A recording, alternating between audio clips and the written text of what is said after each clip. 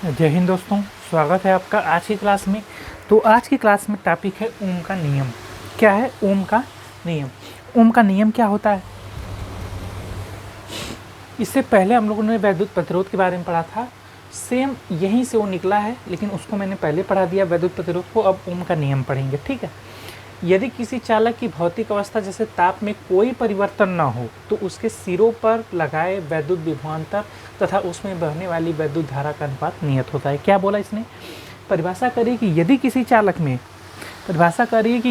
चालक की भौतिक अवस्था जैसे ताप में कोई परिवर्तन न हो तो उसके सिरों पर लगाया गया वैद्युत विभवांतर तथा उसमें बहने वाली वैद्युत धारा का अनुपात हमेशा एक नियत होता है। वही नियत क्या होता है? उसका वैद्युत प्रतिरोध होता है। तो यहाँ से वैद्युत प्रतिरोध की भी परिभाषा क्लियर होती है, लेकिन फिलहाल हम ओम का नियम पढ़ रहे हैं तो इस पर फोकस करेंगे। परिभाषा अपने दिमाग में रखिएगा।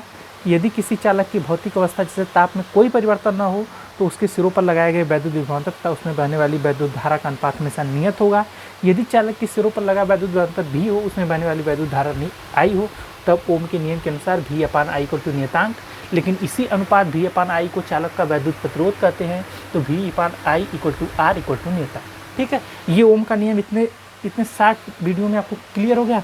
ठीक है, अब आपको क्या करना है? दो चैनल है, एक है MVP। ये जो आप वीडियो देख रहे हैं वो देख रहे हैं MVP इंस्टीट्यूट पर।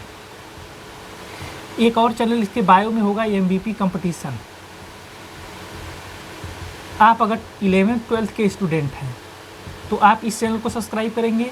अगर आप RRB, रेलवे या किसी भी कंपटीशन, चैनल का नाम भी एक कंपटीशन, तो किसी कंपटीशन की तैयारी कर रहे हैं जिसमें मैथ पूछा जाता हो, रीजनिंग पूछा जाता हो, GK पूछा जाता हो, GS पूछा जाता हो, करंट अफेयर पूछा जाता हो, तो आप इस चैनल को सब्सक्राइब कर लेंगे। फिलहाल इस पर NTPC की तैयारी चल रही है, NTPC की तैयारी चल रही है, फिर ग्रुप D की तैयारी चलेगी।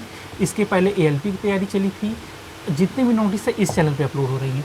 बात करें अगर MP इंस्टीट्यूट के, तो 11th-12th के जितना भी सिलेबस है, चैप्टर है, सब चैप्टर वाइज आ रहा है। तो आप अगर 11th-12th के स्टूडेंट हैं तो MP इंस्टीट्यूट को भी सब्सक्राइब कर लीजिए।